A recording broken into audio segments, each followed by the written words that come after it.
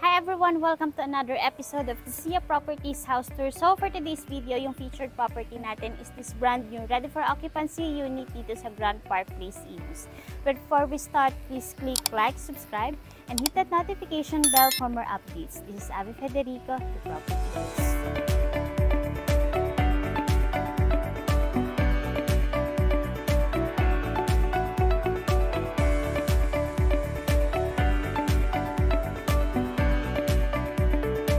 Para sa ready for occupancy unit na to, yung total lot area is 150 square meters and then yung floor is 197 square meters. Meron tayo ditong doorbell and house number and may mga lamp na rin tayo dito. Dito tayo dumaan sa pedestrian gate. Yan. Pagpasok mo, meron tayo ditong dalawang pocket gardens or inside garden and nandito yung ating yucca tree. Yan siya. Dito tayo.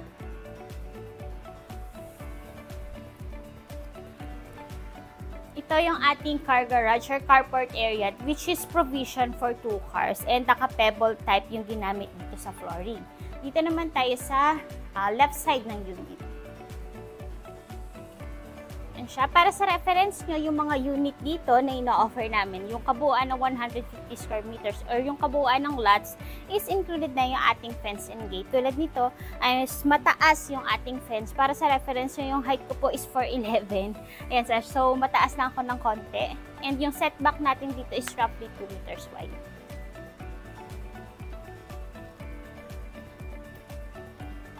Included din sa package natin yung Inca water tank na yung capacity is up to 700 liters of water. Ayan, dito naman sa area na to, so pwedeng dito yung iyong laundry area. So may mga abang na tayo dito na outside outlet, yan siya. And ito yung ating, yan, yung ating sink dito sa service area. And ito yung ating lanay. Para sa lanay natin, mamaya is papakita ko sa inyo yung loob. So, may sliding door tayo dito going to this lanay.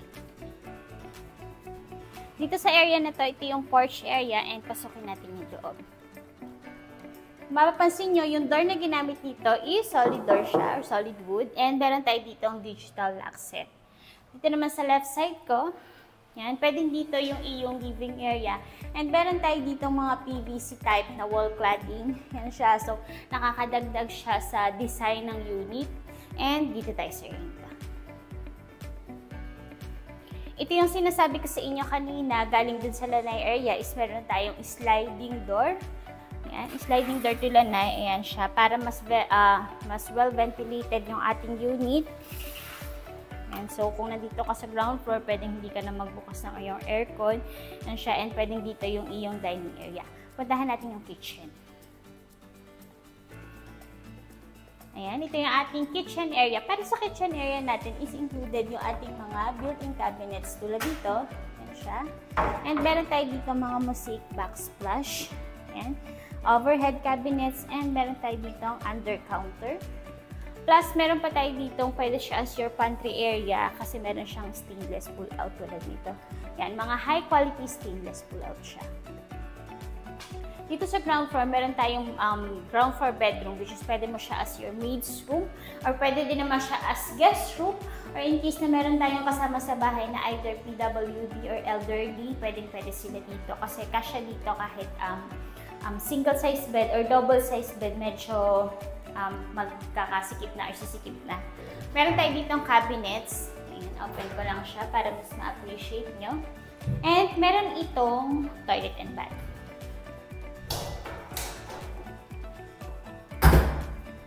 Ayan, ito yung ating toilet and bath. Sa toilet and bath na to is complete set of fixtures na. May handheld shower na ito. And then, yan, may flush na yung toilet and then bidet. And ang kagandahan dito is, yan. Kumbaga, meron tayo ditong common access dito sa labas just in case na may mga visitor tayo. So, pwede rin nilang gamitin yung ating common toilet and bath dito sa ground floor. Bago natin ipakita sa inyo yung second floor, so review muna tayo dito sa ground floor. So, yung total lot area ng property is 150 square meters and then yung floor area is 197. Sa labas, meron tayong 2 carport, meron tayong service area, meron tayong Inca water tank, and then dito sa loob, meron tayong living area, dining, kitchen, and meron tayong 1 bedroom and 1 toilet and bath. Puntahan natin yung second floor.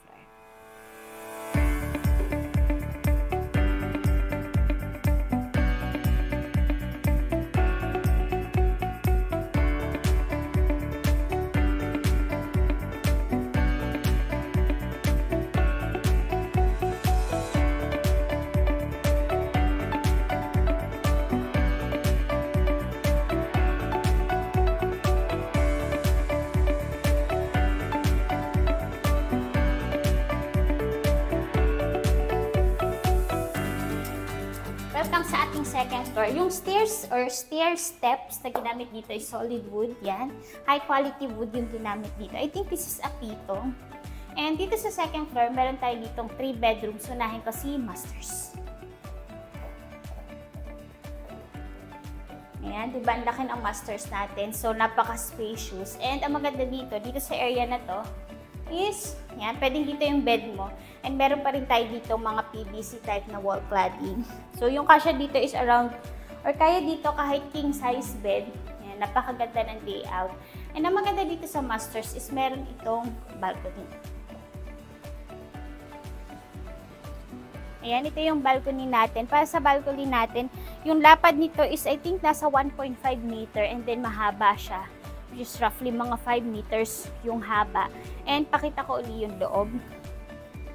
Yan. Sa loob natin is meron tayo ditong vanity mirror or vanity area. Yan, may cabinets na dito.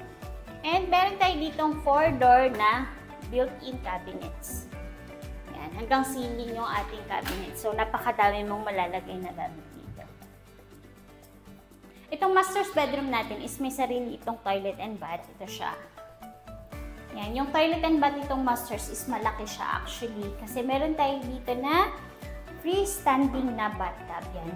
Please take note yung mga ginagamit dito na ilan sa mga ginamit dito na fixture sa unit na to, developer na to is mga imported pa. Yan. Kaya alam nyo na maganda talaga yung quality. So, meron tayo ditong bathroom niche. Yan, may handle pa tayo dito. Complete set of fixtures. Meron tayo dito na lavatory. Lalagyan ng bidet yung ating toilet. And, ayan siya. Ito yung ating shower area. Sa shower area natin is floor-to-ceiling tiles yung ginamit. May handled shower and may rain shower pa tayo dito.